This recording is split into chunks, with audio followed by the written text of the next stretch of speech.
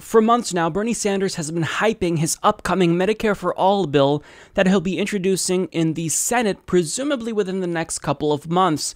Now, in order to help him promote this bill, he actually asked his supporters via email what they suggest he should do to counter right-wing attacks and promote the bill in a more effective manner. And upon sending that email, within the first day, not only did Bernie Sanders receive thousands of responses, but he also raised more than $65,000, and he's now asking citizens to co-sponsor his legislation that he'll be introducing. So I'll link below if you'd like to join that effort and co-sponsor his Medicare for All bill.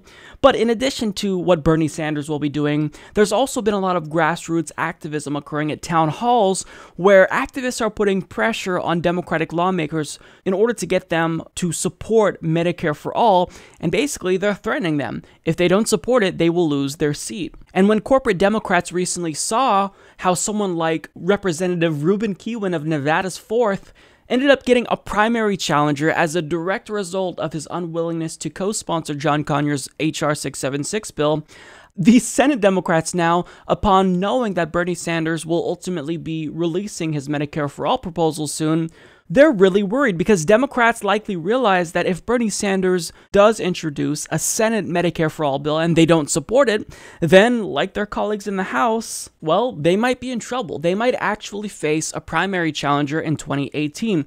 So establishment Democrats that have been bought off by the health insurance industry are now shitting themselves because upon introducing this piece of legislation, Bernie Sanders is forcing them to show their cards, and they know that if he introduces Medicare for All and they don't support it, they're going to look really bad. So right now they're currently scrambling, trying to figure out a way to make themselves look better. And knowing that this is the case, the Democratic Party's usual stooges in the media have tried to come to their rescue, like Joshua Holland of The Nation, who argues Medicare for All isn't the solution for universal healthcare. But actually, it is. With Medicare for All, we don't have to reinvent the wheel. We have something to work with. People love it. So all we have to do is improve it and expand it. Now, of course, I'm oversimplifying just how easy, this process will be. But the fact is that we have a starting position. We know that Medicare works, so all we have to do is tweak it and work with that.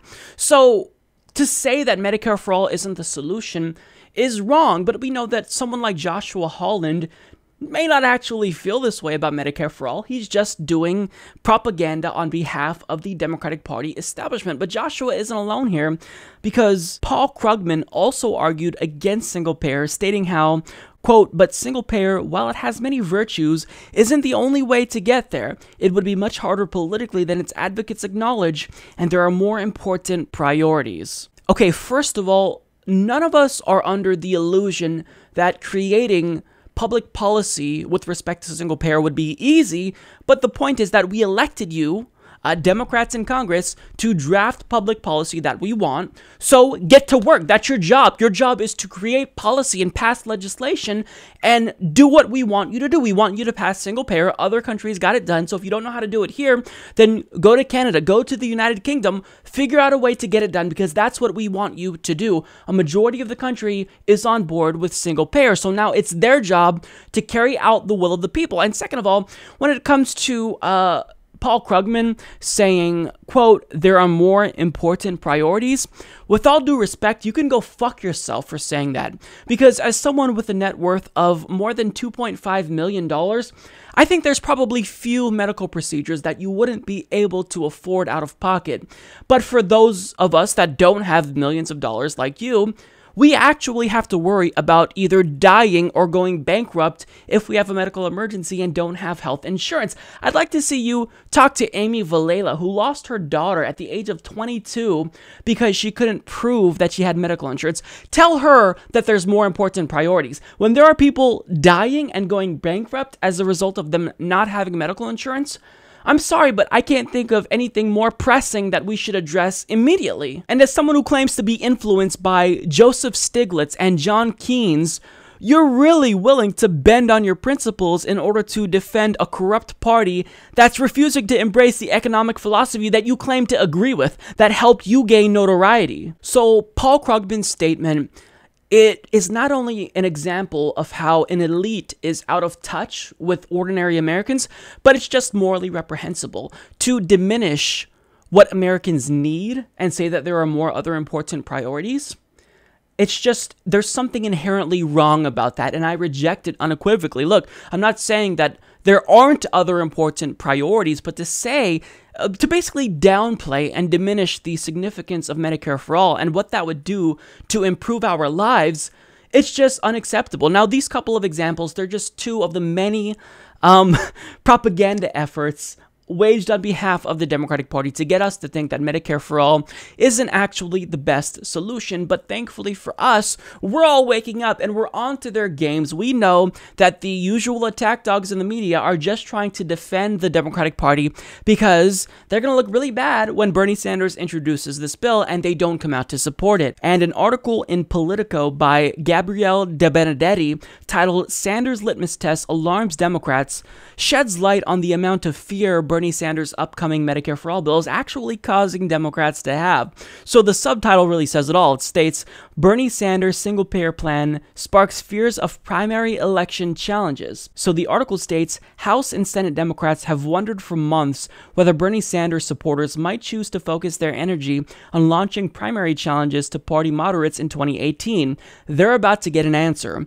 Sanders has decided the moment is right to launch his proposal for the single-payer health insurance system that helped form the backbone of his presidential message, and Democrats who don't get behind it could find themselves on the wrong side of the most energetic wing of the party, as well as the once and possibly future presidential candidate who serves as its figurehead.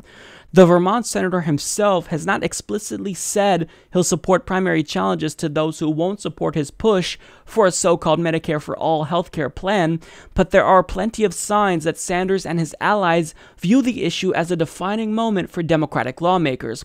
Our view is that within the Democratic Party, this is fast emerging as a litmus test, said Ben Tolchin, the pollster for Sanders' White House run. The single-payer concept is increasingly popular in the party. High-profile senators like Cory Booker, Kirsten Gillibrand, and Kamala Harris have expressed some support, and for the first time, a majority of House Democrats have now signed on to a single-payer bill that Representative John Conyers has been introducing regularly for more than a decade. With Sanders promising to play a major role in 2018 races, that's led many party officials to worry about the prospect of his involvement in primaries that could append the Democratic establishment plans to win crucial Senate and gubernatorial seats.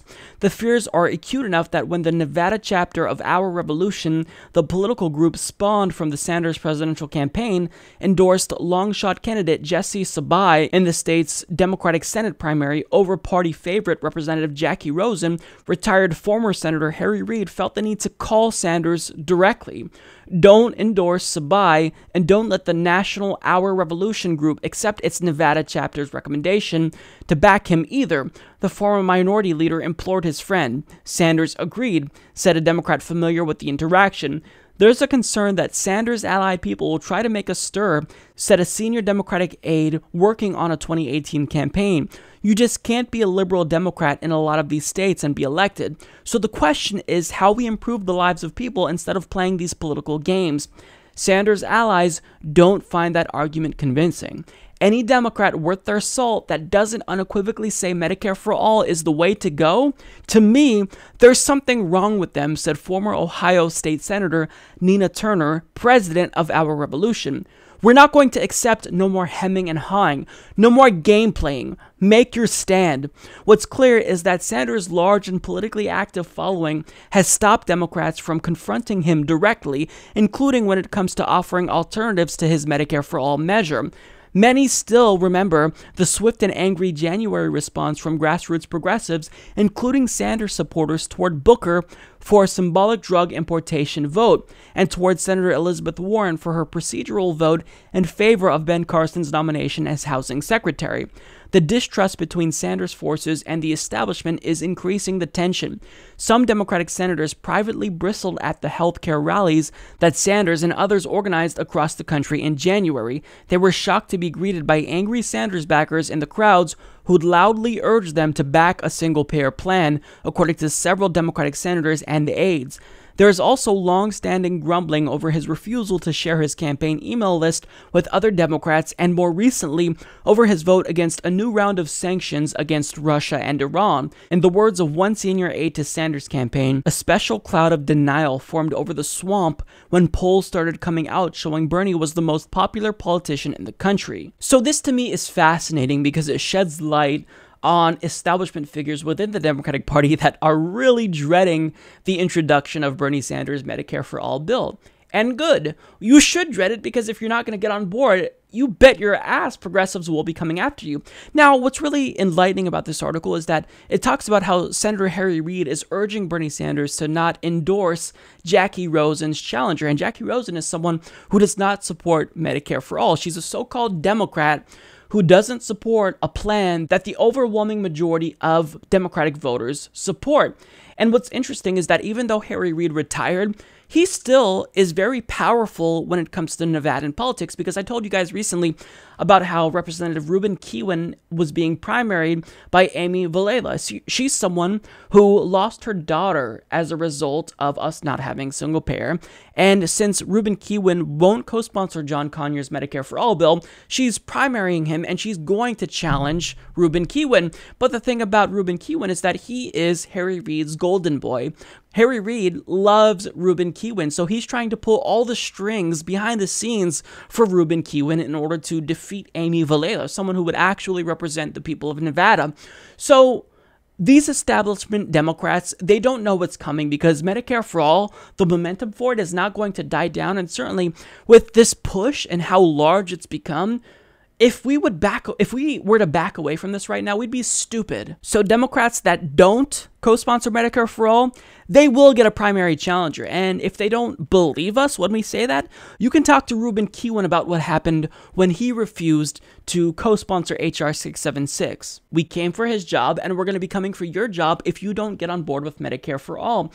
And for whatever reason, if we're not able to successfully primary you, then you shouldn't expect our support in the general election, because if you're not going to get on board with one of the most important issues to us, then what good will you do if we give you our votes? You actually have to earn our votes. You can't just campaign on the premise that you're less shitty than Republicans. You actually have to promise us that you're going to get on board with Medicare for All, and we should have an actual reason to believe that you will in fact support it when you are elected or when you get back in office. If not, then you're not going to get our support. And in fact, you will be admonished by progressives, if anything. So we're not going to negotiate on this issue, and a compromise of any sort is not on the table. Now, you can bemoan purity tests, Kamala Harris. You can call me a whiner, Howard Dean.